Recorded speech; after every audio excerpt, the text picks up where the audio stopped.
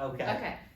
Hello, everybody. I'm Jim Durrett, Mayor of Montgomery County, and I'm just excited to bring to each of you another one of our series of shining the spotlight on folks that just make things happen, make Montgomery County the great place that we are. Today, I have the absolute pleasure of being able to talk to not only my friend, but also one of our circuit court judges, Judge Katy Olita. Katy, Judge, I'm sorry. How are you? I'm great. Thank Good. you. Thank you for having me. No, I'm so glad you're here. And I really want to dig into the court system because as we were talking before we started, it's just, I don't think people realize what goes on in our judicial system. And so I want to talk about that. But before we do that, we want to know more about Katy. Sure. So you can start wherever you want to start. Anything. Yeah, just tell us about Katy or Judge Olita. Well, thank you. Well, I guess at least as it relates to my current work, I practiced law for about 15 years. 12 of those were here in Montgomery County with Batson Nolan Law Firm, and loved the job I was able to do as an attorney locally, and I found ways to serve in that role as a lawyer, but kind of always knew that maybe I wanted to do something more. Mm-hmm. And in 2018, then Judge Ross Hicks was able to help secure a new judge position for our district, which we very desperately needed at that time to hear divorces. Right. And so I applied for it, and that was a scary but exciting time. It involved an interview process with a panel where you're questioned in public over in the county commission chambers, and I was selected as one of the 3 candidates to go meet with the governor, and it was Haslam at that time. He's a pretty cool guy. He's a very cool guy, yeah. And talk about an incredible experience to have 20 minutes alone with the governor of the state of Tennessee to just talk about anything. He recognized that he's not a lawyer, he's a businessman, but so we just talked about life and goals and visions. Yeah. And neat guy, and after interviewing with him about several weeks later, I got the call that I was being appointed to the job. So I got the call on a Monday, was sworn in on Friday, and took the bench the following Monday, and it was a whirlwind transition, but it's been great.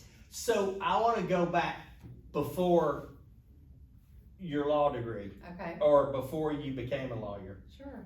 Where were you born? I was actually born on an Air Force base in Altus, Oklahoma. Not too many people probably know that. My biological father was in the Air Force, and he ended up being stationed overseas not long after I was born, and actually was killed in Saudi Arabia while I was about 3 months old. But my mom had family ties here in Clarksville and came to Clarksville actually 43 years ago or so for a wedding. Kari and Mark Rassis got married. Yeah. And she came for the wedding and was introduced to a young dentist who was from Clarksville, Bill Wall, and they hit it off, and the rest is history. They got married. He adopted me when I was 3. Awesome. And so I love that I have that adoption story as part of my life, and now I get to share that as a judge too. Yeah. So, but I grew up in Clarksville from the time I was 5 on, and went to. So Clarksville's your home? Clarksville's my home. Barksdale Elementary, Richview Middle, Northeast High School, all the way. So what started you down? What drove you to want to get a law degree? So it's interesting. I went to UT Knoxville thinking I was going to go into health sciences. My dad's a dentist. I just kind of always thought that was where I was headed. And physics, my freshman year at UT pretty much took care of that for me. But I was in a psychology class, and I really loved it. I just got really interested in human behavior and development, and so I ended up pursuing a degree in psychology, to which my dad said, "What do you plan to do with that when you graduate?" Well, my junior year, that degree involved a class called Psychology in the Law, which happened to be taught by a professor at the University of Tennessee Law School, and I was just fascinated by it. I couldn't get enough learning about, again, about human behavior, decision making, and especially as it relates to our courts. And it was at that point I decided I was going to take the LSAT and try to get into law school, and I did. So. What an interesting story. Yeah. So, do you really like law? I love the law. Yeah. It has been such a great comfort to me, especially in modern times when there feels like there's a lot of turmoil. To know that that we're people who are civilized because we're governed by the rule of law is actually, it's pretty comforting. And also now being part of the judiciary and knowing just how many great people there are serving our courts who want to do good, follow the law. Right. It's very comforting. Right. Yeah. So you talked about being appointed, being sworn in.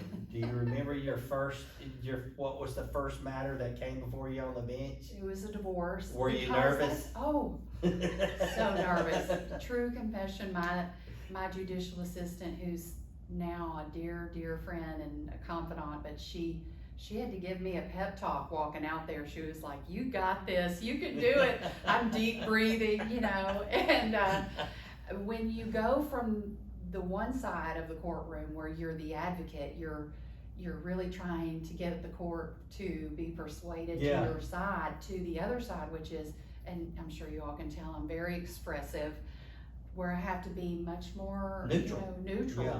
Clearly, I need to keep my face in check, and everybody's looking to me to see what guidance I'm going to give or direction. Yeah. And it was quite overwhelming, but it's been a great transition, and I could not be more grateful to be doing this job, really. Awesome. So I want to just briefly mention this. So you are actually on the ballot in August. Yes. Unopposed. Correct. Hoo-ah. Isn't that awesome? It is. So I can say, vote Katy Olita, circuit right. court judge. And people say, "I voted for you," and I say, "I realize I was your only choice, but I still appreciate your vote." It's great to know that hopefully most of the bar has confidence in me and appreciates the job I'm trying to do, and so I'm very thankful for that. So I know it's yourself and Rob and I shouldn't say Rob, I should say Judge Bateman, Judge Olita, Judge Fry, and Judge Crozier. And Judge Goodman. And then Chancellor McMillan. We're all state court judges. But Judge Crozier is not running again. Right. But, so I know out of all of y'all, you kind of do, I know because we've already done an interview, and I don't know when this will air. Yours may air first, who knows? But we know that you go to Robertson County and spend time over there. But do you focus on one aspect? Because I hear Judge Goodman is kind of criminal. He and Judge Bateman both hear felony criminal. Okay. And they have very heavy loads in that regard. I now hear misdemeanor criminal matters. It wasn't always that way, but when Judge Hicks retired, I took on some of that work and have really enjoyed seeing a different side of the law, a completely different set of attorneys for the most part. And also handling criminal matters has really opened my eyes to a lot of things that hopefully are going to be on the horizon for us. But the majority of what I hear is civil matters, mostly divorces. Yeah. Wow, that's got to be tough. It can be. Yeah. But even the most difficult ones, I find there's such a relief in the end in having a decision and having some finality for a family that's maybe been in transition. Well, so I shouldn't ask this, but I'm going to. But so a family that a husband and wife that realize they can't live together anymore, they get a divorce. Are you ruling on custody of the kids as well? Sure. Wow. If they can't agree on it, then you have to make that decision. Yes. Wow, that's a big burden. It's one of the things I take most seriously is custody of children, termination of parental rights is another matter that I hear quite a few of those. To my mind, there's nothing more serious I could decide in a civil matter than whether to terminate someone's parental rights. Yeah. So I do take it all very seriously. I take a lot of it to heart, but at the end of the day, I listen to the evidence and I apply the law, which is what the legislature has told me is the law, and hopefully come to the right result. And when you walk out of the courtroom though, your job's not done. No. In fact, we assist our law enforcement routinely with search warrants. I think that was one surprise you didn't know about my job, but I didn't. They come any time of night, day or night. And so really we're on call pretty much. I happen to live in the vicinity of downtown, and it's made me we're not going to talk about where you live. It's made me pretty popular. You're pretty accessible, aren't you? I'm accessible, and I try to answer the phone when they call. I know they wouldn't call me overnight if they didn't need it. But we have made some amazing advancements in that. We are now doing electronic search warrants with CPD, which is of course all authorized by law, but so I get them on video and review everything that they send me electronically. It's been wonderful as far as those overnight search warrants that come. I bet. Yeah. Judge, how was COVID from the bench? Oh gosh, that was probably the greatest challenge our judiciary maybe has ever faced. Mm-hmm. On March 13th, 2020, we got the order from the Supreme Court saying that we were not permitted to hold in-person proceedings, but we were also not permitted to close the courts. So basically, it's pretty tough. Figure it out. Yeah. Figure it out. I had never heard of Zoom before that date. I hadn't either. Much less WebEx and all the other things that we utilize now so freely. But if there's been one incredible blessing out of that, it's that Montgomery County Information Systems was on it from the get-go. They did do an awesome job, didn't they? They had us all up and running remotely with everything we needed, and now we have this fantastic technology in the courtroom that allows people to appear virtually on these large screens, and it's as though they're there. And it's such a benefit as far as access to the courts is concerned. Yeah. But is it harder? It can be harder in the sense that you really need to have a good secure internet connection. Yeah. I need everybody to be focused. I need everybody to recognize that even though they may be sitting in their living room, they're still in a court hearing. Yeah. And there's dogs and there's cats and there's all the things, but it is such a benefit, I find, to the courts and for access that it's a huge blessing to come out of that crazy event.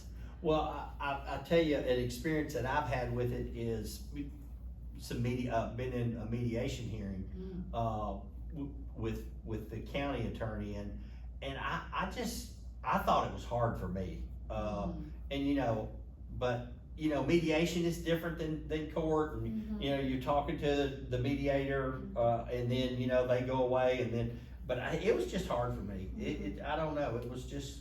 And I will say, so between March of 2020 and last summer, I tried over 1,000 cases on Zoom. Wow. And it was about over 1,000, I think, by the time it was all said and done in that 18-month or so period. And it makes you very weary on all parts. For the clients, for the lawyers, for the judge, sitting in front of the screen for that long. In the courtroom, the use of the technology is much more efficient, I find. It's usually just, we have a witness who's out of state, it's gonna save us thousands of dollars to have them appear by video. But don't get me wrong, there's no replacing that feeling of being in person and being together when you're trying a case. And of course, we still have to try juries all in person. Yeah. None of that could be done virtually. Yeah. But I see areas where it's gonna be a big benefit for us. Well, have you, and my, thank goodness, most of my experience in a courtroom is watching it on TV. And so, but have you ever like had an attorney that just got so dramatic and you had to like calm them down a little bit? Oh, certainly.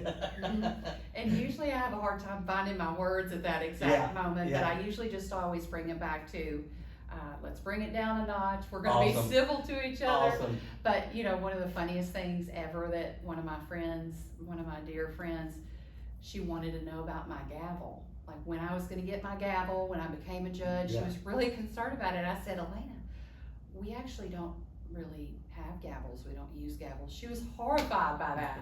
She was like, you mean you can't bang your gavel? I said, yes, I could, get one and use it for that. But for the most part, we have a great bar, a great group of attorneys that are respectful and do a good job advocating for their clients. So. Yeah. And I want to go to something that you talked about, but I have to plug this group too. And you plugged our IT department, but the support staff that makes our courts work every day. I mean, our deputies, our court deputies, the people at security, the court clerk, Wendy and her folks. I mean, you just don't go in and thump a light switch on and things happen. It takes a lot of people to make that happen. You're exactly right. And I think to your point about maybe the general public not understanding what all is involved in our courts. I mean, Wendy Davis's office and in the office of the Chancery Court, those clerks there are hands-on people who make sure that everything is in the file that we need and that it's all there, that our dockets are accurate. Yeah. And then, our court security, what could I really can't say enough about those folks because they truly care not just about me and my safety, but about every single person that comes into that courthouse. And they want to make sure that we're all safe and secure at all times, but that, they also they help people. Yeah. They direct people. They're good people. They're such good people. And I would even add to that Edwin and his staff in facilities who just, think about our courthouse, which is now how many years old now? Yeah, it's 22, something like that. 22 years old now, which is, it feels like a new building, but it's really not. And it takes a lot to keep everybody comfortable and do all the things. And they do such a great job. So we talked about technology and all of that stuff, but I know you're working on a new court, and it's a mental health court. Just let's talk about that. So when I took over some of the criminal matters, I think I had initially an interest and a thought that a mental health court might be something that could help us. A mental health court is a specialized docket that would be for qualified individuals who have mental health issues and then who also have a criminal proceeding in our courts. And part of the beauty of it is that we'd be able to coordinate some different options for them as far as resolving their criminal matters, which could include mental health services and any number of supports. And so more than a year ago or so at Judicial Conference, we had a presentation on the different mental health courts in Tennessee. There are about 15 right now across the state, none in proximity of us. And I thought, this is maybe something that I should investigate. And so I got together a big group of stakeholders to include, both of our law enforcement entities, your office, the mayor's office, and then our mental health providers locally, to see if everybody felt like there was a need, and the answer was a resounding yes. Yeah.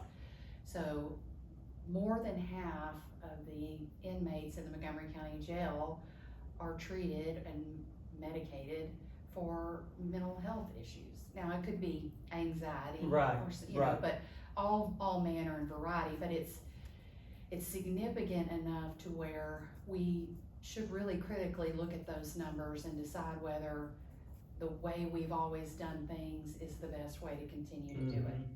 And so in May, I applied for a private grant for private funding through our Community Health Foundation with 1 million supports from all of those people I just named.